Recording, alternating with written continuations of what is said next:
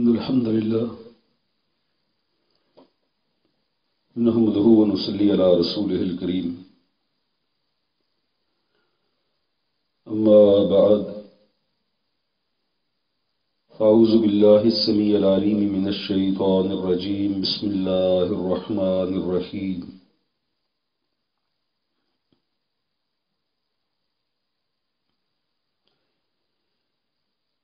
آئیے آج سورہ مطففین کا اگلا حصہ پڑھتے ہیں۔ اللہ رب العزت ارشاد فرماتے ہیں، کلا ان کتاب الفجار لفی سجین، ہرگز نہیں، بلا شبہ نافرمان لوگوں کا اعمال نامہ سجین میں ہوگا۔ وما ادراک ما سجین، اور آپ کو کیا معلوم کہ سجین کیا ہے؟ کتاب مرقوم، ایک لکھی ہوئی کتاب ہے۔ ویل یومئذ للمکذبین، ہلاکت ہے اس دن جھٹلانے والوں کے لیے۔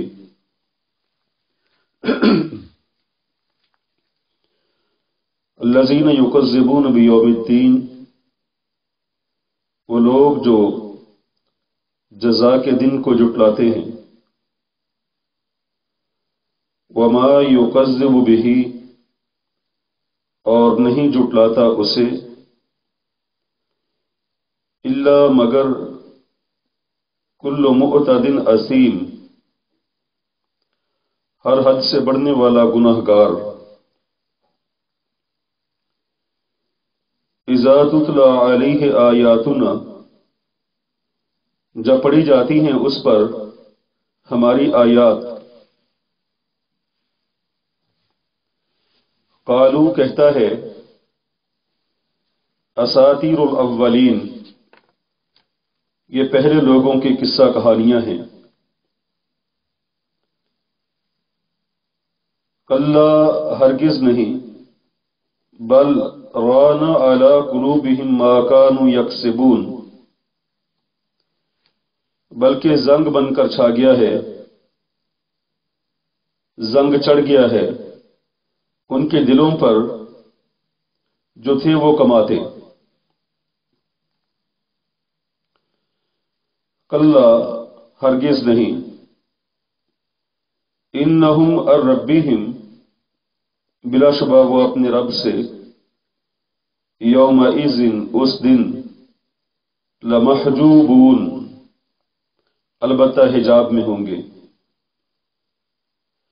کلا، ہرگز نہیں، انہم عن ربہم یومئذ لمحجوبون، بلا شبہ وہ اپنے رب سے اس دن البتہ حجاب میں ہوں گے، پردہ میں ہوں گے۔ ثم انہم، پھر بلا شبہ وہ، لصال الجحیم، البتہ داخل ہوں گے بھڑکتی ہوئی آگ میں۔ پھر بلا شبہ وہ البتہ داخل ہونے والے ہیں بھڑکتی ہوئی آگ میں۔ ثم یقال، پھر کہا جائے گا، ھذا الذی کنتم بہ تکذبون، یہ ہے جسے تھے تم جھٹلایا کرتے۔ آئیے دوبارہ سنیں۔ کلا، ہرگز نہیں، ان کتاب الفجار لفی سجین، بلا شبہ فاجر لوگوں کا، نافرمان لوگوں کا اعمال نامہ البتہ سجین میں ہوگا۔ وما ادراک ما سجین، اور آپ کو کیا معلوم کہ سجین کیا ہے؟ کتاب مرقوم، وہ ایک لکھی ہوئی کتاب ہے۔ ویل یومئذ للمکذبین، ہلاکت ہے اس دن جھٹلانے والوں کے لیے۔ الذین یکذبون بیوم الدین، وہ لوگ جو جھٹلاتے ہیں جزا کے دن کو۔ وما یکذب بہ، اور نہیں جھٹلاتا اسے الا مگر کل معتد اثیم، ہر حد سے بڑھنے والا گنہگار۔ اذا تتلی علیہ آیاتنا، جب پڑھی جاتی ہیں اس پر ہماری آیات۔ قال، وہ کہتا ہے اساطیر الاولین، یہ کہانیاں ہیں پہلے لوگوں کی۔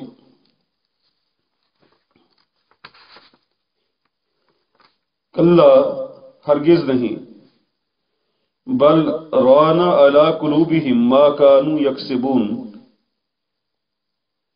بلکہ زنگ چھا گیا ہے ان کے دلوں پر جو تھے وہ کماتے، بلکہ ان کے دلوں پر ان کی بدعمالیوں کا زنگ چڑھ گیا ہے۔ کلا، ہرگز نہیں، انہم عن ربہم، بلا شبہ وہ اپنے رب سے، یومئذ لمحجوبون، اس دن البتہ پردہ میں ہوں گے، حجاب میں ہوں گے۔ ثم انہم لصال الجحیم، پھر بلا شبہ وہ البتہ داخل ہونے والے ہیں بڑکتی ہوئی آگ میں۔ ثم یقال، پھر کہا جائے گا ھذا الذی کنتم بہ تکذبون، یہ ہے، یہی ہے جسے تھے تم جھٹلایا کرتے، یا جسے تھے تم جھٹلاتے۔ اللہ رب العزت ارشاد فرماتے ہیں ان آیات کے اندر، ہرگز نہیں، نافرمان لوگوں کا اعمال نامہ سجین میں ہوگا۔ سجین بروزن سکین، حبس اور قید کے معنی میں استعمال ہوتا ہے۔ یہ سجن سے ہے، اور سجن کہتے ہیں قید خانے کو، جیسا کہ قاموس میں ہے کہ اس سے مراد دوامی سخت قید ہے، ایسی قید جو ہمیشہ رہنے والی ہے۔ تو فاجر اور نافرمان لوگوں کا اعمال نامہ سجین میں ہوگا۔ کیا مطلب کہ نافرمان لوگوں کا نام ایسے رجسٹر میں لکھ دیا گیا ہے کہ جس میں دائمی جہنم کے قید میں رہنے والے لوگوں کا نام لکھا جاتا ہے۔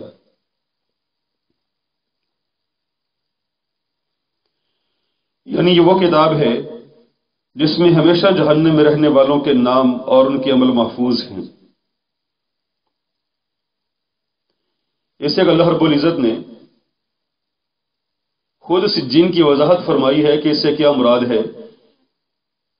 وما ادراک ما سجین، تمہیں کیا معلوم اور تجھے کس چیز نے معلوم کروایا کہ سجین کیا ہے؟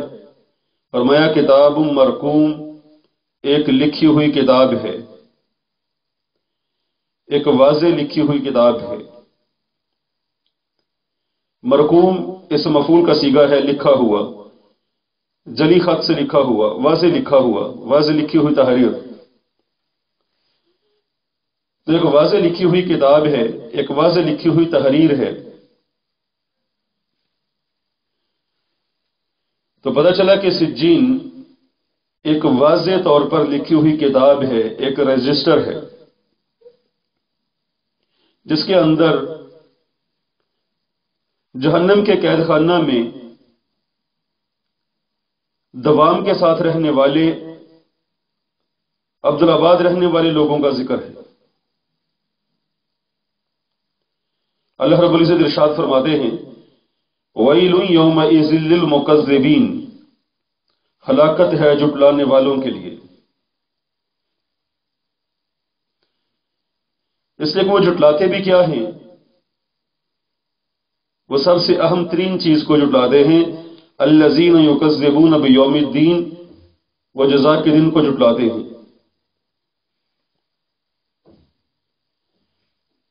یعنی وہ یہ کہتے ہیں کہ ہم جو بھی نافرمانی والی اعمال کر رہے ہیں، جو ہم بدعمالیاں کر رہے ہیں، ان چیزوں کا ہمیں کسی کو حساب نہیں دینا، کوئی قیامت کا دن نہیں ہے، کوئی باری تعالیٰ کی بارگاہ میں کھڑے ہونے والا کام نہیں ہے، بس مریں گے، مر کے مٹی بن جائیں گے اور دوبارہ کبھی زندہ نہیں ہوں گے۔ تو یہ لوگ روز جزا کو جھٹلاتے ہیں۔ قیامت کے بہت سارے نام ہیں، اور روز جزا کا یہاں ذکر کرنا کہ روز جزا کو جھٹلاتے ہیں، یہ اس لیے کہ ان کی بدعمالیوں کی وجہ بتائی جائے کہ ان کی بدعمالیوں کی وجہ کیا ہے۔ جزا کہتے ہیں بدلے کو، کہ قیامت والے دن اچھائی کا اچھا بدلہ ملے گا اور برائی کا برا بدلہ ملے گا۔ لیکن یہ لوگ جو برائیاں کر رہے ہیں، ان کے ذہن کے اندر یہ خیال سمایا ہوا ہے کہ ہمیں اس کا کوئی بدلہ نہیں ملے گا، ہماری کوئی اس پر باز پرس نہیں ہوگی، تو اس لیے یہ گناہ پہ گناہ کرتے چلے جا رہے ہیں، یہ نافرمان لوگ۔ اللہ فرماتے ہیں جزا کے دن کو جھٹلاتا کون ہے؟ وَمَا يُكَذِّبُ بِهِ إِلَّا كُلُّ مُعْتَدٍ أَثِيمٍ، نہیں جھٹلاتا اسے مگر ہر حد سے بڑھنے والا گناہ گار۔ یہاں یہ بھی سمجھ لیں کہ ما کے بعد اگر اللہ آئے تو ما عموماً نافیہ کا ترجمہ دیتا ہے، اس کا معنی نہیں کا ہوتا ہے۔ جیسے یہاں دیکھیں ما یکذب، اس کا ہم ترجمہ کر رہے ہیں نہیں جھٹلاتا، بھی اسے الا مگر، یعنی کہ ما کے بعد الا ہے اس لیے اس کا ترجمہ نفی کا ہے۔ تو عموماً ما کے بعد اگر الا آ جائے تو ما نفی کا ترجمہ دیتا ہے، اس کو ہم ما نافیہ کہتے ہیں۔ یہ پہلے بھی بہت دفعہ بتا چکا ہوں کہ ما کی 4 قسمیں ہیں، یاد ہو گیا ہوگا نا؟ چلیے ایک لمحہ میں دوبارہ سن لیں۔ ما موصولہ جس کا معنی ہوتا ہے جو یا جس، ما نافیہ جس کا مطلب ہے نہیں، ما استفہامیہ جس کا مطلب ہے کیا، ما نکرہ جس کا مطلب ہے کوئی یا کسی۔ اور اسی طرح ایک ہوتا ہے یکذب اور ایک ہے یکذب، اس کے اندر بھی فرق ہے۔ یکذب وہ جھوٹ بولتا ہے اور یکذب وہ جھٹلاتا ہے۔ تو تفصیل انشاءاللہ اس کی نحو کے اندر آئے گی، میں چھوٹی چھوٹی باتیں چاہتا ہوں کہ ساتھ ساتھ سیکھتے چلے جائیں۔ ایک ہوتا ہے یصدق اور ایک ہے یصدق۔ یصدق وہ سچ بولتا ہے، یصدق وہ دوسرے کی تصدیق کرتا ہے، اس کو ہم باب تفعیل کہتے ہیں، یصدق یکذب۔ تو اب یہ سمجھ لیں کہ اگر ماضی کے اندر دوسرا حرف مشدد آ جاتا ہے، جیسے کذب اس نے جھٹلایا، صدق اس نے سچ بولا، تو اگر یہ مشدد نہیں، یوں ہے صدق کذب، تو اس کا تعلق اپنے آپ کے ساتھ ہوتا ہے۔ صدق اس نے سچ کہا، کذب اس نے جھوٹ بولا۔ لیکن یکذب یا کذب اس نے جھٹلایا، صدق اس نے تصدیق کی۔ اللہ رب العزت ارشاد فرماتے ہیں وَمَا يُكَذِّبُ بِهِ إِلَّا كُلُّ مُعْتَدٍ أَثِيمٍ، نہیں جھٹلاتا اسے مگر ہر حد سے بڑھنے والا گناہ گار۔ یعنی جب بندہ گناہ کرتا ہوا حد سے بڑھ جاتا ہے تو ایک مقام یہ بھی آ جاتا ہے کہ وہ آخرت کا ہی منکر ہو جاتا ہے۔ اور یہ اس کے گناہ کی انتہا شروع ہو جاتی ہے کہ اسے ہمیشہ وہ جھٹلاتا ہے جو حد سے بڑھنے والا ہے۔ تو بندے کو اپنی ایک حد کے اندر رہنا ہے، اور اس کی حد کیا ہے کہ اس نے اللہ رب العزت کے احکام کی پابندی کرنی۔ جیسے پیچھے ذکر کیا ہے کہ ایسے لوگ ہیں جو ماپ تول کے اندر کمی کرتے ہیں، دوسرے کا حق غصب کرتے ہیں اور دوسرے سے اپنے حق سے زیادہ چھین لیتے ہیں، کس لیے کہ یہ حد سے بڑے ہوئے ہیں، یہ گناہ گار ہیں۔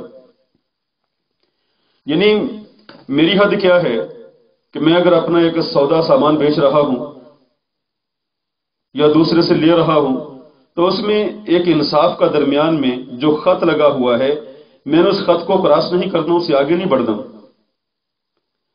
اور جب میں ماپ تول میں کمی کر کے تو دوسرے کا حق چھین لیتا ہوں تو تب میں حد اعتدال سے آگے بڑھ جاتا ہوں۔ اور یہ بڑھتا کیوں ہوں؟ اس لیے کہ میرا آخرت پر یقین نہیں ہے۔ لوگوں کے اندر بیٹھ کے مجلس میں بیٹھے ہوئے کہہ دینا کہ ہر بندے نے مرنا ہے، آخرت پر یقین ہے، بھائی اصل پتہ چلتا ہے یا تو تنہائی کے اندر، یا یہ ہے اپنے اعمال کی طرف نظر دوڑا کے کہ کیا میرے اعمال ایسے ہیں کہ میں آخرت پر یقین رکھتا ہوں۔ ایک زبانی ہے اور ایک عملی ہے۔ ایک بندہ عملی طور پر منکر بن رہا ہے اور ایک زبانی انکار کرنے والا ہے۔ عملی انکار کرنے والے جو عمل کے ذریعہ سے یہ ظاہر کرتے ہیں کہ ہمیں نہیں مرنا، ہمارا کوئی حساب و کتاب نہیں ہونا، اس لیے کہ اگر بندے کا یقین ہو کہ میں نے مرنا ہے، وہ ناپ تول میں کمی نہیں کرتا، وہ ہمسائے کے حق کا خیال کرتا ہے، وہ یتیم کا خیال کرتا ہے، وہ جھوٹی قسمیں نہیں اٹھاتا، وہ مال حرام نہیں کھاتا، کیونکہ اس کو پتا ہے میں نے مرنا ہے، میں نے حساب و کتاب دینا ہے۔ لیکن اگر وہ سارے یہ گناہ کر رہا ہے اور زبان سے کہتا ہے کہ میرا آخرت پر یقین ہے، تو اس کا زبانی دعویٰ جھوٹا ہے اور عملی طور پر وہ اس کا انکار کر رہا ہے۔ اللہ فرماتے ہیں اذا تتلی علیہ آیاتنا قال اساطیر الاولین، جب اس پر ہماری آیات کی تلاوت کی جاتی ہے وہ کہتا ہے یہ تو پہلے لوگوں کی کہانیاں ہیں۔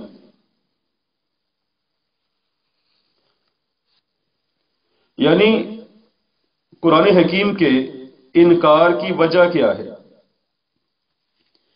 وہ قرآن آیات کا انکار کیوں کرتا ہے؟ اس کے انکار کی سب سے بڑی وجہ یہ ہے کہ وہ اپنے اعمال کا حساب نہیں دینا چاہتا، وہ روز جزا کو جھٹلاتا ہے۔ جب روز جزا کو جھٹلاتا ہے اور گناہ پہ گناہ کرتا چلا جا رہا ہے اور گناہ سے باز آنا نہیں چاہتا، تو اس لیے وہ قرآن پاک کو بھی یہ کہہ کے جھٹلا دیتا ہے کہ یہ تو پہلے لوگوں کی کہانیاں ہیں۔ یعنی اگر قرآن حکیم پر وہ عمل کرے اسے گناہ چھوڑنا پڑے گا، اور گناہ وہ چھوڑنا نہیں چاہتا کہ دل کو گناہ کی ایک چاٹ لگ گئی ہے، تو گناہ تو وہ چھوڑنا نہیں چاہتا، کرتا یہ ہے کہ اپنے گناہ کے لیے تعویل ڈھونڈتا ہے، اور یہ تعویل ڈھونڈنے میں وہ قرآن پاک کا ہی انکار کر دیتا ہے، وہ روز آخرت کا انکار کر دیتا ہے کہ کوئی مرنا نہیں ہے، یہ جو تم قرآن پاک کی آیات بیان کر رہے ہو یہ پہلے لوگوں کی کہانیاں ہیں، اس کا حقیقی زندگی سے کوئی تعلق نہیں۔ حالانکہ یہ دھوکہ کھائے ہوئے ایسے انسان ہیں کہ جنہوں نے دنیا کی مختصر سی زندگی کو ہی سب کچھ سمجھ لیا ہے۔ اللہ فرماتے ہیں کہ روز آخرت کا انکار، پیغمبر کا انکار اور گناہ پہ جمے رہنا، اس کی وجہ کیا ہے؟ کلا، ہرگز نہیں، بل ران علی قلوبہم ما کانوا یکسبون، بلکہ زنگ بن کر چھا گیا ہے ان کی دلوں پر جو تھے وہ کماتے۔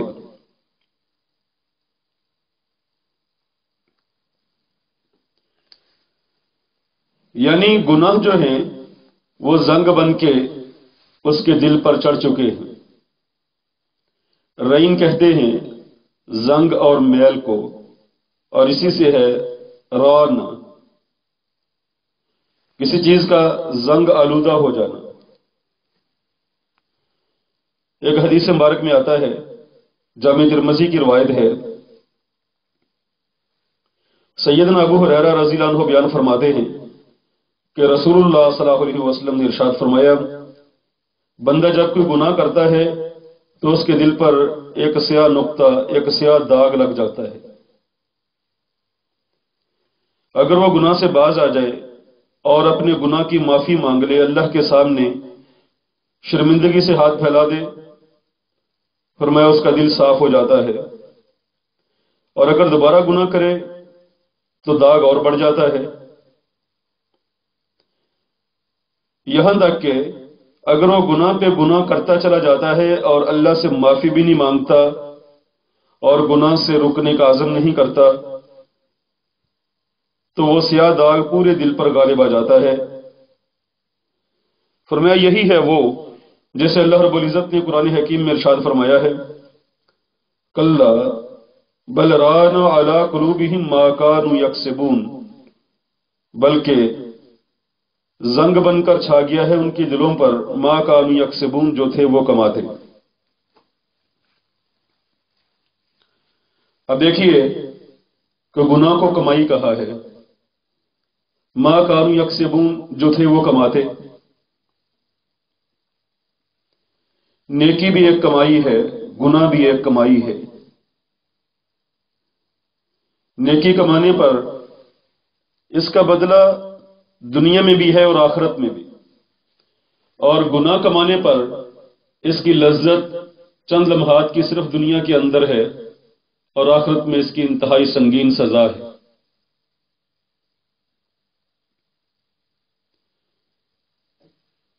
تو بندہ جو گناہ کماتا ہے، گناہ کرتا ہے، تو اس کا سب سے پہلا اثر اس کے دل پر ہوتا ہے، جیسا کہ بلوغ مرام میں آپ وہ حدیث مبارک پڑھ چکے ہیں جس کے آخر میں یہ تھا، رسول اللہ صلی اللہ علیہ وسلم نے ارشاد فرمایا تھا، ان فی الجسد مضغۃ، بلا شبہ جسم کے اندر گوشت کا ایک ٹکڑا ہے، اذا صلحت صلح الجسد کلہ، کہ جب وہ درست ہو جائے تو درست ہو جاتا ہے سارے کا سارا جسم، وَإِذَا فَسَدَتْ فَسَدَ الْجَسَدُ كُلُّهُ، اور اگر وہ بگڑ جائے تو بگڑ جاتا ہے انسان کا سارے کا سارا دل۔ اذا فسدت فسد الجسد كلہ، اگر دل بگڑ جائے تو اس کا سارا جسم بگڑ جاتا ہے، فسد الجسد كلہ، اس کا سارا جسم بگڑ جاتا ہے۔ یعنی دل ہے جو مرکز ہے خیالات کا، جہاں سے خیالات آگے دماغ کی طرف ڈیلیور ہوتے ہیں۔ اگر دل گندے خیالات آگے ڈیلیور کرتا ہے تو بندہ اعمال بھی گندے اور برے کرتا ہے، اور اگر دل اچھے خیالات آگے ڈیلیور کرتا ہے تو ان اچھے خیالات کی وجہ سے آگے بندہ اعمال بھی اچھے کرتا ہے۔ یوں سمجھ لیں نیکی کی خوشبو اور گناہ کی ایک بدبو ہے۔ گناہ کی بدبو جب دماغ تک جاتی ہے تو دماغ کو بھی متعفن کر دیتی ہے، اور اسی تعفن سے اٹھنے والی لہریں وہ بھی گندگی ہی پھیلاتی، جبکہ نیکی ایک خوشبو ہے، اور یہ خوشبو دل سے اٹھ کے جب دماغ تک پہنچتی ہے تو پھر دماغ کو بھی مہکا دیتی ہے، اور آگے جتنے اعمال بندہ کرتا ہے وہ اعمال بھی خوبصورت اور مہکتے ہوئے اعمال ہیں، وہ نیکی والے اعمال ہیں۔ تو گناہ بندے کے دل کو گندا کر دیتا ہے۔ آپ لوگ یہاں پڑھنے کے لیے آئے ہیں، میرے طالب علم بھائیوں بیٹوں، یہ ہمارا دل، ہمارا دماغ اگر اس کے اندر گناہ بھرے رہے، گناہ ایک گندگی ہے، تو اس گندگی کے ہوتے ہوئے قرآن کا روشنی والا علم، حدیث کا پیارا روشنی والا علم، یہ گندگی والے دل میں نہیں آئے گا۔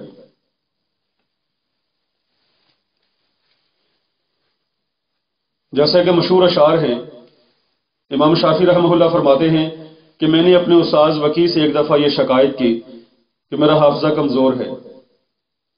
شکوت الی وکی سوء حفظی، میں نے اپنے استاذ وکی سے اپنے کمزور حافظہ کی شکایت کی۔ فاوصانی الی ترک المعاصی، انہوں نے مجھے نصیحت کی گناہوں کو چھوڑنے کی، یعنی کہ گناہ چھوڑ دے۔ کیوں؟ فإن العلم نور من الہی، کہ یہ جو علم ہے یہ تو اللہ کی طرف سے ایک نور ہے۔ والنور لا یؤتی العاصی، اور یہ نور گناہ گار کو نہیں دیا جاتا ہے۔ دل گناہوں سے گندا ہو، گندگی سے بھرا ہوا ہو، اور اس میں قرآن پاک کا علم آ جائے، اس میں حدیث کا علم آ جائے جو نبوت کا علم ہے، ایسا نہیں ہو سکتا۔ اس لیے اگر ہم چاہتے ہیں کہ یہ علم ہمارے دل کے اندر اپنی جگہ سنبھالے اور یہ علم ہمارے دامن کے اندر سمٹ آئے، تو ہمیں چاہیے کہ ہم گناہوں کو چھوڑیں۔ یہ گناہ ہمارے دل پر اگر زنگ بن کے چڑھے رہے تو دل یہ کیفیت اختیار ہی نہیں کرے گا کہ آگے سے علم کو قبول کر سکے۔ اللہ رب العزت ارشاد فرماتے ہیں، کلا، ہرگز نہیں، انہم عن ربہم یومئذ لمحجوبون، بلا شبہ وہ اپنے رب سے اس دن حجاب میں ہوں گے۔ ثم انہم لصال الجحیم، پھر بلا شبہ البتہ وہ جہنم میں داخل ہونے والے ہیں۔ ثم یقال، پھر کہا جائے گا، ھذا الذی کنتم بہ تکذبون، یہی ہے یہ جہنم جسے تھے تم جھٹلایا کرتے۔ تو کافر لوگ اللہ رب العزت کے دیدار سے قیامت والے دن محروم رہیں گے، اور جو مومن لوگ ہیں وہ آخرت میں اللہ رب العزت کا دیدار کریں گے۔ اللہ کا دیدار یہ بھی ایک بہت بڑا انعام ہے، یہ ہر کسی کے نصیب میں نہ ہوگا۔ اللہ رحیم و کریم، ہم گناہ گار، گناہوں سے بھرے ہوئے لوگ اس لائق تو نہیں ہے تیری نعمتوں والی جنت میں داخل ہو سکے، لیکن باری تعالیٰ تیری رحمت بڑی وسیع ہے، ہمارے گناہوں کو معاف کر کے ہمیں جنت میں داخل کر دینا، اور بروز محشر اپنی دیدار سے ہمیں فیض یاب کرنا۔ تو ان آیات سے پتہ چلتا ہے کہ اللہ کی محبت تو کافر اور مشرک کے دل میں بھی ہے۔ اس لیے تو کہا ہے نا کہ قیامت والے دن وہ اللہ کے دیدار سے محروم رہیں گے، اس لیے کہ وہ بھی اللہ کا دیدار کرنا چاہتے ہیں، تو انہیں یہ سزا دی جا رہی ہے کہ درمیان میں رکاوٹ ڈال دی جائے گی۔ اگر ایک آدمی کے دل میں ایک چیز کو دیکھنے کی جستجو ہی نہیں، وہ دیکھنا ہی نہیں چاہتا، وہ دیدار کرنا ہی نہیں چاہتا، تو اس کی آگے رکاوٹ ہو یا نہ ہو تو اس کو اس کا کیا فائدہ؟ پھر یہ سزا ہی کیا کہ دوسرا بندہ ایک چیز کی چاہت ہی نہیں رکھتا ہے، اور اس حوالہ سے اگر رکاوٹ ڈال دی جاتی ہے تو اس کو تو کوئی سزا نہیں۔ یہ سزا تب ہے اگر دل میں چاہت ہے کہ دیکھنا چاہتا ہے لیکن نہ دکھایا جائے، دل میں دیدار کی حسرت ہے لیکن درمیان میں رکاوٹ ڈال دی جائے، تب سزا ہے۔ اس سے کہ جو شخص اسی کی زیارت اور دید کا طالب و مشتاق ہی نہیں، اس کے لیے یہ کوئی سزا ہی نہیں کہ اس کو دیدار سے روک دیا جائے۔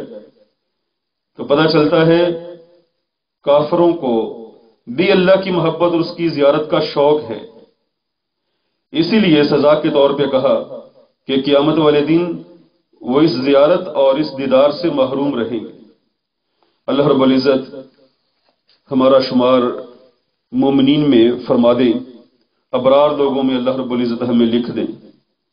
اللہ رب العزت اپنے گناہوں کی تجھ سے معافی مانگتے ہیں۔